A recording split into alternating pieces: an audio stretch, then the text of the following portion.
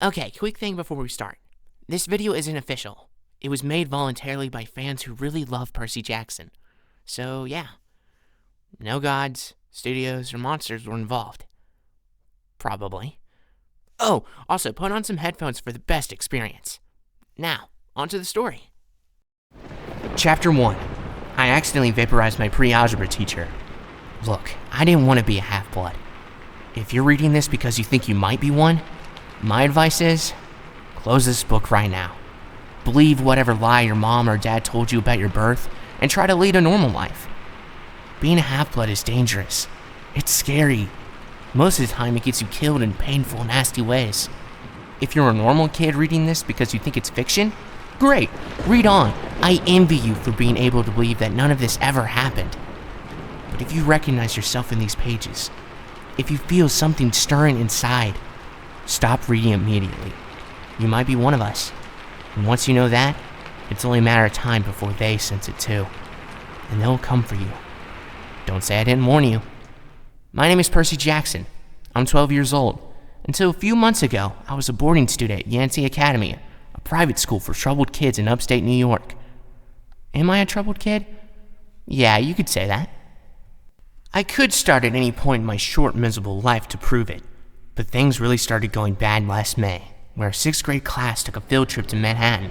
28 mental case kids and 2 teachers in a yellow school bus, heading to the Metropolitan Museum of Art to look at ancient Greek and Roman stuff. I know, it sounds like torture. Most Yancey field trips were. But Mr. Brunner, our Latin teacher, was leading this trip, so I had hopes. Mr. Brunner was this middle-aged guy in a motorized wheelchair. He had thinning hair and a scruffy beard, and a frayed tweed jacket, which always smelled like coffee. You wouldn't think he would be cool, but he told stories and jokes and let us play games in his class. He also had this awesome collection of Roman armor and weapons, so he's the only teacher whose class didn't put me to sleep. I hoped the trip would be okay. At least I hoped for once I wouldn't get in trouble. Boy, was I wrong. See, bad things happen to me on field trips. Like at my 5th grade school, when we went to the Saratoga battlefield, I had this accident with a Revolutionary War cannon. I wasn't aiming for the school bus, but of course I got expelled anyway. And before that, at my 4th grade school, when we took a behind-the-scenes tour of the Marine World Shark Pool, I sorta hit the wrong lever on the catwalk, and our class took an unplanned swim. And the time before that, well, you get the idea. This trip, I was determined to be good. All the way into the city, I put up with Nancy Bobofit, the freckly redhead kleptomaniac girl hitting my best friend Grover in the back of the head with chunks of peanut butter and ketchup sandwich. Grover was an easy target. He was scrawny, he cried when he got frustrated, he must have been held back several grades because he was the only 6th grader with acne and the start of a whipsy beard on his chin. On top of all that, he was crippled. He had a note excusing him from PE for the rest of his life because he had some kind of muscular disease in his legs. He walked funny, like every step hurt him, but don't let that fool you. You should have seen him run when it was enchilada day in the cafeteria. Anyway, Nancy Bobofit was throwing wads of sandwich that stuck in his curly brown hair, and she knew I couldn't do anything back to her because I was already on probation. The headmaster had threatened me with death by in-school suspension if anything bad, embarrassing, or even mildly entertaining happened on this trip. I'm going to kill her, I mumbled. Grover tried to calm me down. It's okay. I like peanut butter. He dodged another piece of Nancy's lunch. That's it. I started to get up, but Grover pulled me back to my seat. You're already on probation, he reminded me. Looking back on it, I wish I'd decked Nancy Bobofit right then and there. In-school suspension would have been nothing compared to the mess I was about to get myself into. Mr. Brunner led the museum tour. He rode up front in his wheelchair, guiding us through the big echoey galleries past marble statues and glass cases full of really old black and orange pottery. It blew my mind that this stuff had survived for 2,000, 3,000 years. He gathered us around a 13-foot stone column with big sphinx on top and started telling us how it was a grave marker, a steal for a girl about her age. He told us about the carvings on the side. I was trying to listen to what he had to say because it was kind of interesting. But everybody around me was talking, and every time I told him to shut up, the other teacher's chaperone, Mrs. Dodds, would give me the evil eye. Mrs. Dodds was this little math teacher from Georgia who always wore a black leather jacket, even though she was 50 years old. She looked mean enough to write a Harley right into your locker. She had come to Yancey halfway through the year when our last math teacher had a nervous breakdown. From her first day, Mrs. Dodds loved Nancy Bobofit and figured I was devil spawn. She would point her crooked finger at me and say, "Now, honey." Real sweet, and I knew I was going to get after-school detention for a month. One time, after she made me erase answers out of an old math workbook until midnight, I told Grover I didn't think Mrs. Dodds was human. He looked at me real serious and said, You're absolutely right. Mr. Bruner kept on talking about Greek funeral art. Finally, Nancy Bobofit snickered something about the naked guy on the still, and I turned around and said, "Will you shut up?" It came out louder than I meant it to. The whole group laughed, and Mr. Bruner stopped his story. Mr. Jackson, He said, did you have a comment? My face was totally red. I said, "No, sir." Mr. Bruner pointed to one of the pictures on the still. Perhaps you'll tell us what this picture represents? I looked at the carving and I felt a flush of relief because I actually recognized it. That's Kronos and his kids, right? Yes. Mr. Bruner said, obviously not satisfied. And he did this because... Well, I racked my brain to remember. Kronos was the king god and... God. Titan, I corrected myself. And he didn't trust his kids who were the gods, so Kronos ate them, right? But his wife hid baby Zeus and gave Kronos a rock to eat instead. And later, when Zeus grew up, he tricked his dad Kronos into barfing up his brothers and sisters. Ew. Said one of the girls behind me. And so there's this big fight between the gods and the Titans. I continued, and the gods won. Some snickers from the group. Behind me, Nancy Bobofit mumbled to a friend. Like we're gonna use this in real life? Like it's gonna say on our job applications?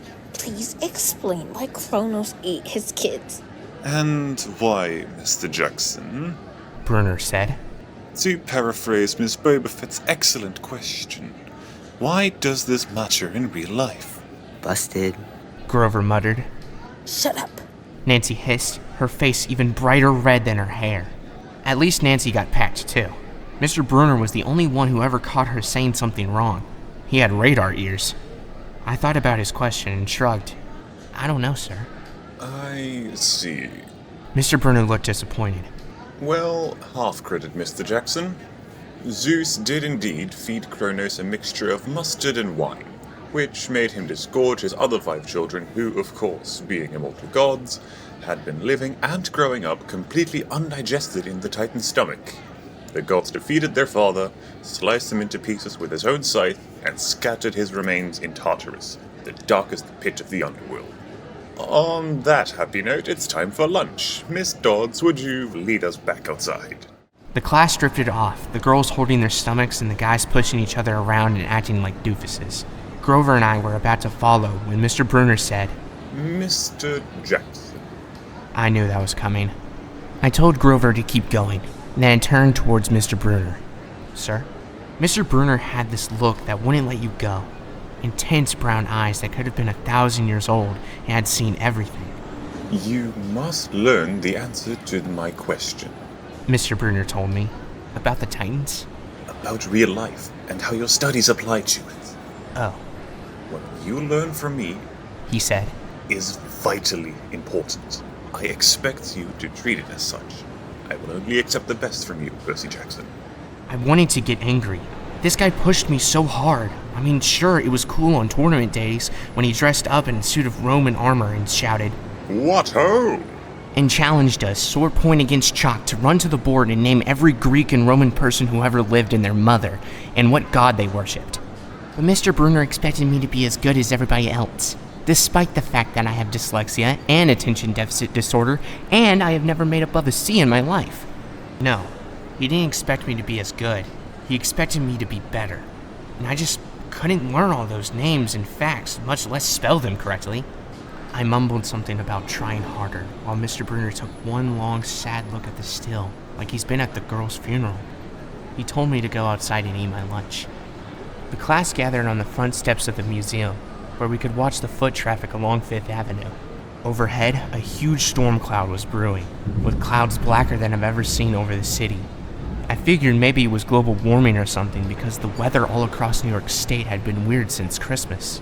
We'd had massive snowstorms, flooding, wildfires from lightning strikes. I wouldn't have been surprised if this was a hurricane blowing in. Nobody else seemed to notice. Some of the guys were pelting pigeons with Lunchable crackers. Nancy Bobofit was trying to pickpocket something from a lady's purse, and of course, Mrs. Dodds wasn't seeing a thing. Grover and I sat on the edge of a fountain away from the others.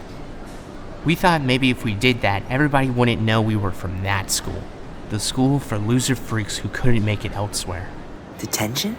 Grover asked. Nah, I said. Not from Bruner. I just wish you'd lay off me sometimes. I mean, I'm not a genius. Grover didn't say anything for a while. Then when I thought he was going to give me some deep philosophical comment to make me feel better, he said, Can I have your apple? I didn't have much of an appetite, so I let him take it. I watched the stream of cabs going down Fifth Avenue, and I thought about my mom's apartment, only a little ways uptown from where we sat. I hadn't seen her since Christmas. I wanted so bad to jump in a taxi and head home. She'd hug me and be glad to see me, but she'd be disappointed too. She'd send me right back to Yancey, remind me that I have to try harder, even if this is my sixth school in 6 years. And I was probably going to get kicked out again. I wouldn't be able to stand that sad look she'd give me.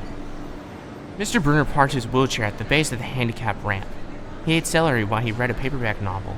A red umbrella stuck up from the back of his chair, making it look like a motorized cafe table. I was about to unwrap my sandwich when Nancy Bobofit appeared in front of me with her ugly friends. I guess she'd gotten tired of stealing from the tourists, and dumped her half-eaten lunch in Grover's lap. Oops. She grinned at me with her crooked teeth. Her freckles were as orange as if somebody sprayed her face with liquid Cheetos. I tried to stay cool. The school counselor told me 1,000,000 times. Count to 10. Control your temper. But I was so mad my mind went blank. A wave roared in my ears. I don't remember touching her, but the next thing I knew, Nancy was sitting on her butt in the fountain screaming. Percy pushed me. Mrs. Dodds materialized next to us. Some of the kids were whispering. Did you see? The water. He just grabbed her. I didn't know what they were talking about. All I knew was that I was in trouble again. As soon as Mrs. Dodds was sure poor little Nancy was okay, promising to get her a new shirt at the museum gift shop, etc., etc., Mrs. Dodds turned on me. There was a triumphant fire in her eyes, as if I've done something she's been waiting for all semester. Now, honey. I know, I grumbled. A month of racing workbooks. That wasn't the right thing to say. Come with me. Mrs. Dodds said. Wait! Grover yelped. It was me. I pushed her. I stared at him stunned. I couldn't believe what he was saying to cover for me. Mrs. Dodds scared Grover to death. She glared at him so hard his whiskery chin trembled. I don't think so, Mr. Underwood. She said. But You will stay here. Grover looked at me desperately. It's okay, man, I told him. Thanks for trying. Honey. Mrs. Dodds barked at me. Now. Nancy Bobofit smirked. I gave her my deluxe "I'll kill you later" stare. Then I turned to face Mrs. Dodds, but she wasn't there. She was standing at the museum entrance, way at the top of the steps, gesturing impatiently at me to come on. How did she get there so fast? I have moments like that a lot, when my brain falls asleep or something, and the next thing I know, I've missed something, as if a puzzle piece fell out of the universe and left me staring at the blank place behind it. The school counselor told me this is part of the ADHD, my brain misinterpreting things. I wasn't so sure. I went after Mrs. Dodds. Halfway up the steps, I glanced back at Grover. He was looking pale, cutting his eyes between me and Mr. Bruner, like he wanted Mr. Bruner to notice what was going on, but Mr. Bruner was absorbed in his novel. I looked back up. Mrs. Dodds had disappeared again. She was now inside the building at the end of the entrance hall. Okay, I thought. She's gonna make me buy a new shirt for Nancy at the gift shop. But apparently that wasn't the plan. I followed her deeper into the museum. When I finally caught up to her, we were back in the Greek and Roman section. Except for us, the gallery was empty. Mrs. Dodds stood with her arms crossed in front of a big marble frieze of the Greek gods. She was making this weird noise in her throat, like growling. Even without the noise, I would have been nervous. It's weird being alone with a teacher, especially Mrs. Dodds. Something about the way she looked at the frieze, as if she wanted to pulverize it. You've been giving us problems, honey. She said. I did the safe thing. I said, Yes, ma'am. She tugged on the cuffs of her leather jacket. Did you really think you would get away with it? The look in her eyes was beyond mad. It was evil. She's a teacher, I thought nervously. It's not like she's gonna hurt me. I said, I'll try harder, ma'am. Thunder shook the building. We are not fools, Percy Jackson. Mrs. Dodds said. It was only a matter of time before we found you out. Confess, and you will suffer less pain. I didn't know what she was talking about. All I could think of was the teachers must have found my illegal stash of candy I've been stealing out of my dorm room. Or maybe they realized I got my essay on Tom Sawyer from the internet without ever reading the book, and now they were going to take away my grade. Or worse, they were going to make me read the book. Well? She demanded. Ma'am, I don't... Your time is up. She hissed. Then the weirdest thing happened. Her eyes began to glow like barbecue coals. Her fingers stretched into talons. Her jacket melted into large leathery wings. She wasn't human. She was a shriveled hag with bat wings and claws and a mouthful of yellow fangs, and she was about to slice me to ribbons. Then, things got even stranger. Mr. Brunner, who's been out in the front of the museum a minute before, wheeled his chair into the doorway of the gallery, holding a pen in his hand. What ho, Percy? He shouted, and tossed the pen through the air. Mrs. Dodds lunged at me. With a yelp, I dodged and felt the talons slash the air next to my ear. I snatched the ballpoint pen out of the air, but when it hit my hand, it wasn't the pen anymore. It was a sword. Mr. Brunner's bronze sword, which he'd always used on tournament day. Mrs. Dodds spun towards me with murderous look in her eyes. My knees were jelly. My hands were shaking so bad I almost dropped the sword. She snarled. Die, honey. And she flew straight at me. Absolute terror ran through my body. I did the only thing that came naturally. I swung the sword. The metal blade hit her shoulder and passed clean through her body as if it was made of water. Hiss! Mrs. Dodds was a sandcastle and a power fan. She exploded into yellow powder, vaporized on the spot, leaving nothing but the smell of sulfur and a dying screech and a chill of evil in the air, as if two glowing red eyes were still watching me. I was alone. There was a ballpoint pen in my hand. Mr. Brunner wasn't there. Nobody was there but me. My hands were still trembling. My lunch must have been contaminated with magic mushrooms or something. Had I imagined the whole thing? I went back outside. It had started to rain. Grover was sitting by the fountain, a museum map tinted over his head. Nancy Bobofit was still standing there, soaked from her swim in the fountain, grumbling to her ugly friends. When she saw me, she said, I hope Miss Kerr whipped your butt. I said, Who? Our teacher? Duh. I blinked. We had no teacher named Mrs. Kerr. I asked Nancy what she was talking about. She just rolled her eyes and turned away. I asked Grover where Mrs. Dodds was. He said, Who? but he paused first, and he wouldn't look at me, so I thought he was messing with me. Not funny, man. I told him. This is serious. Thunder boomed overhead. I saw Mr. Brunner sitting under his red umbrella, reading his book, as if he never moved. I went over to him. He looked up, a little distracted. Ah, that would be my pen. Please bring your own writing utensils in the future, Mr. Jackson. I handed Mr. Brunner his pen. I hadn't even realized I was still holding it. Sir, I said, where's Mrs. Dodds? He stared at me blankly. Who? The other chaperone, Mrs. Dodds, the pre-algebra teacher. He frowned and sat forward, looking mildly concerned. Percy, there is no Miss Dodds on this trip. As far as I know, there's never been a Miss Dodds at Yancey Academy. Are you feeling all right? Chapter 2. 3 old ladies knit the socks of death. I was used to the occasional weird experience, but usually they were over quickly. This 24/7 hallucination was more than I could handle. For the rest of the school year, the entire campus seemed to be playing some kind of trick on me. The students acted as if they were completely and totally convinced that Mrs. Kerr, a perky blonde woman whom I've never seen in my life until she got on the bus at the end of the field trip, had been our pre-algebra teacher since Christmas. Every so often, I would spring a Mrs. Dodds reference on somebody, just to see if I could trip them up. But they would stare at me like I was a psycho. It got so I almost believed them. Mrs. Dodds had never existed. Almost. But Grover couldn't fool me. When I mentioned the name Dodds to him, he would hesitate, then claim she didn't exist. But I knew he was lying. Something was going on. Something had happened at the museum. I didn't have much time to think about it during the days, but at night, Visions of Mrs. Dodds with talons and leathery wings would wake me up in a cold sweat. The freak weather continued, which didn't help my mood. One night, a thunderstorm blew out the windows in my dorm room. A few days later, the biggest tornado ever spotted in the Hudson Valley touched down only 50 miles from the Yancey Academy. One of the current events we studied in social studies class was the unusual number of small planes that had gone down in the sudden squalls in the Atlantic that year. I started feeling cranky and irritable most of the time. My grades slipped from D's to F's. I got into more fights with Nancy Bobofit and her friends. I was sitting out into the hallway in almost every class.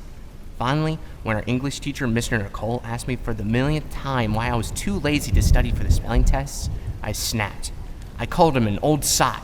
I wasn't even sure what it meant, but it sounded good. The headmaster sent my mom a letter the following week, making it official. I would not be invited back next year to Yancey Academy. Fine, I told myself, just fine. I was homesick. I wanted to be with my mom in our little apartment on the Upper East Side, even if I had to go to public school and put up with my obnoxious stepfather and his stupid poker parties. And yet, there was things I would miss at Yancey Academy. The view of the woods out my dorm window, the Hudson River in the distance, the smell of pine trees. I missed Grover, who'd been a good friend even if he was a little strange. I worried how he would survive the next year without me. I'd miss Latin class too. Mr. Bruner's crazy tournament days and his faith that I could do well. As exams week got closer, Latin was the only test I studied for. I hadn't forgotten what Mr. Bruner had told me about this subject being life or death for me. I wasn't sure why, but I started to believe it. The evening before my final, I got so frustrated I threw the Cambridge Guide to Greek Mythology across my dorm room. Words had started swimming off the page, circling my head, the letters doing 180s as if they were riding skateboards. There was no way I was going to remember the difference between Chiron and Charon, or Polydectes and Polydeuces, and conjugating those Latin verbs? Forget it. I paced the room, feeling like ants were crawling around inside my shirt. I remember Mr. Bruner's serious expression, his 1,000-year-old eyes. I will only accept the best from you, Percy Jackson. I took a deep breath. I picked up the mythology book. I never asked a teacher for help before. Maybe if I talked to Mr. Bruner, he could give me some pointers. At least I could apologize for the big fat F I was about to score in his essay. I didn't want to leave Yancey Academy with him thinking I hadn't tried. I walked downstairs to the faculty offices. Most of them were dark and empty, but Mr. Bruner's door was ajar, light from his window stretching across the hallway floor. I was 3 steps from the door handle when I heard the voices inside the office. Mr. Bruner asked a question. A voice that was definitely Grover's said, Worried about Percy, sir. I froze. I'm not usually an eavesdropper, but I dare you to try not listening if you hear your best friend talking about you to an adult. I inched closer. Alone this summer. Grover was saying. I mean, a kindly one in the school? Now that we know for sure, they know too. We would only make matters worse by rushing him. Mr. Bruner said. We need the boy to mature more. But he may not have time. The summer solstice deadline. Will have to be resolved without him, Grover. Let him enjoy his ignorance while he still can. Sir, he saw her. His imagination. Mr. Bruner insisted. The mist over the students and the staff will be enough to convince him of that. Sir, I can't fail my duties again. Grover's voice was choked with emotion. You know what that would mean. You haven't failed, Grover. Mr. Bruner said kindly. I should have seen her for what she was. Now, let's just worry about keeping Percy alive until next fall. The mythology book dropped down to my hand and hit the floor with a thud. Mr. Bruner went silent. My heart hammering, I picked up the book and backed down the hallway. A shadow slid across the lidded glass of Bruner's office door. The shadow of something much taller than my wheelchair-bound teacher, holding something that looked suspiciously like an archer's bow. I opened the nearest door and slipped inside. A few seconds later, I heard a slow, like muffled wood blocks, then a sound like an animal sniffing right outside my door. A large, dark shape paused in front of the glass, then moved on. A bead of sweat trickled down my neck. Somewhere in the hallway, Mr. Bruner spoke. Nothing. He muttered. My nerves haven't been right since the winter solstice. Mine neither. Grover said. But I could have sworn. Go back to the dorm. Mr. Bruner told him. You've got a long day of exams tomorrow. Don't remind me. The lights went out in Mr. Bruner's office. I waited in the dark for what seemed like forever. Finally, I slipped out into the hallway and made my way back up to the dorm. Grover was lying on his bed, studying his Latin exam notes like he's been there all night. Hey, He said, bleary-eyed. you gonna be ready for this test? I didn't answer. You look awful. He frowned. Is everything okay? Just tired. I turned so he couldn't read my expression and started getting ready for bed. I didn't understand what I heard downstairs. I wanted to believe I imagined the whole thing. But one thing was clear. Grover and Mr. Bruner were talking about me behind my back. They thought I was in some kind of danger. The next afternoon, I was leaving the 3-hour Latin exam, my eyes swimming with all the Greek and Roman names I'd misspelled. Mr. Bruner called me back inside. For a moment, I was worried he found out about me eavesdropping the night before, but that didn't seem to be the problem. Percy, He said, don't be discouraged about leaving Yancey. It's for the best. His tone was kind, but the words still embarrassed me. Even though he was speaking quietly, the other kids finishing the test could hear. Nancy Bobofit smirked at me and made sarcastic little kissing motions with her lips. I mumbled, "Okay, sir." I mean, Mr. Bruner wheeled his chair back and forth like he wasn't sure what to say. this isn't the right place for you. It was only a matter of time. My eyes stung.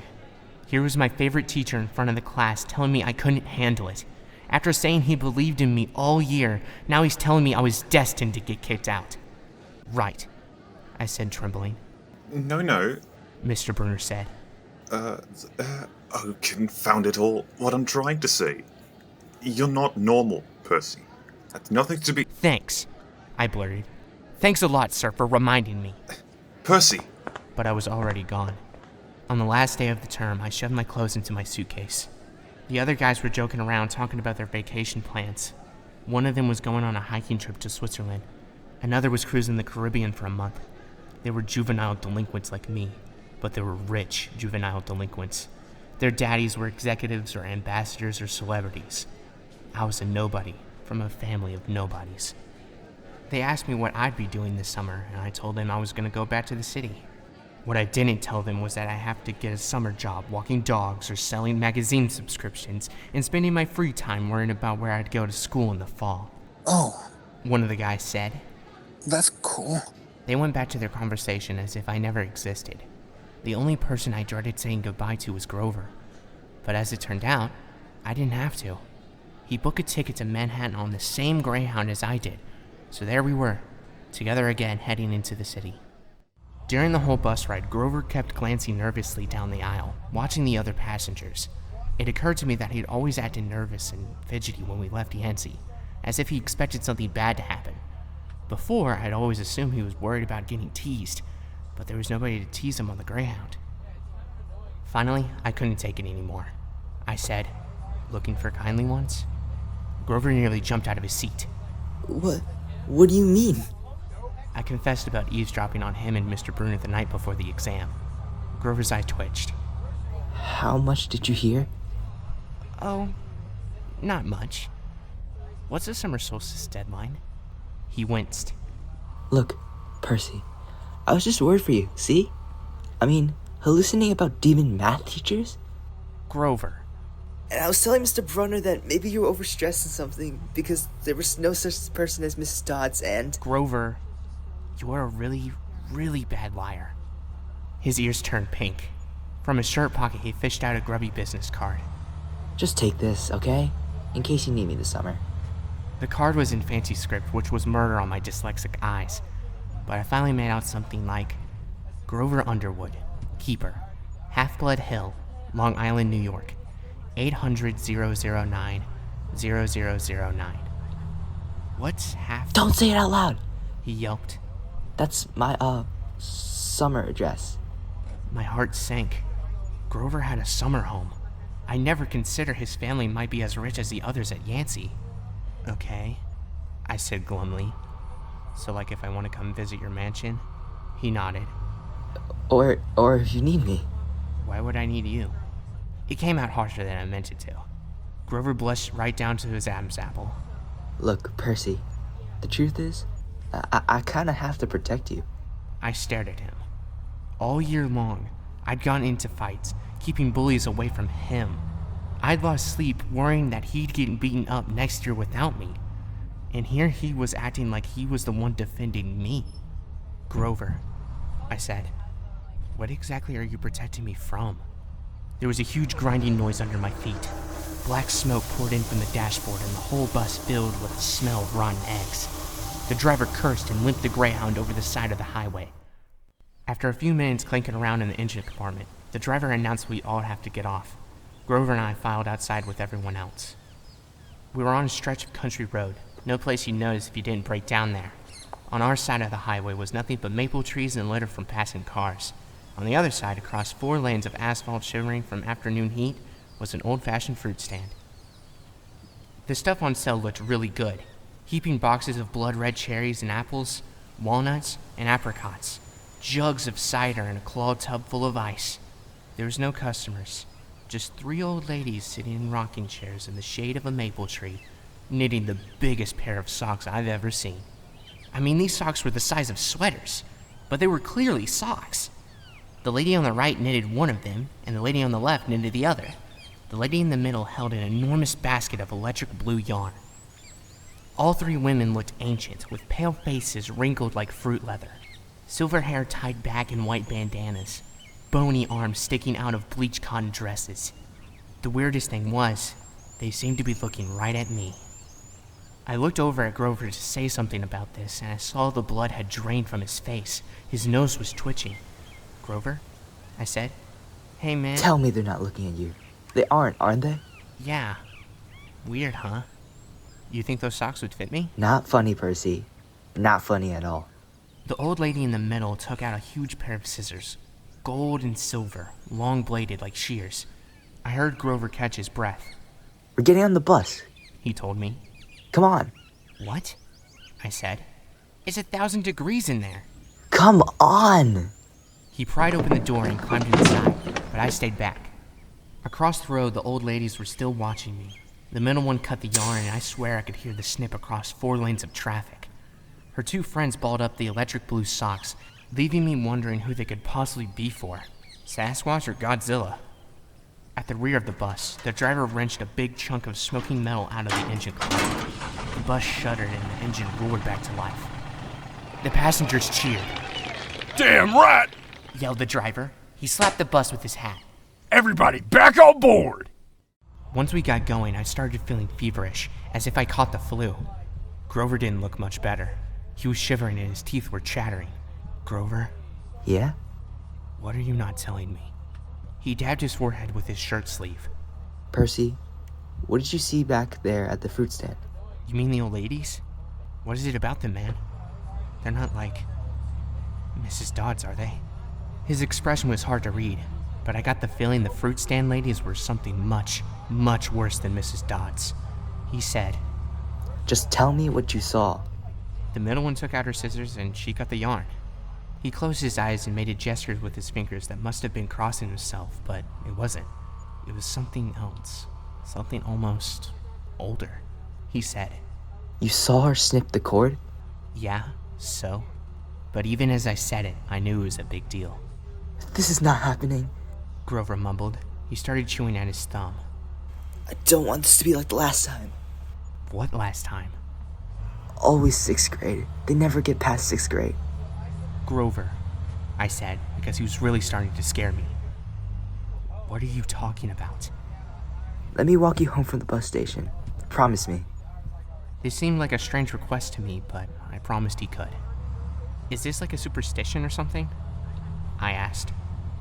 No answer. Grover, that snipping of the yarn, does that mean somebody's going to die? He looked at me mournfully, like he was already picking the kind of flowers I'd like best on my coffin.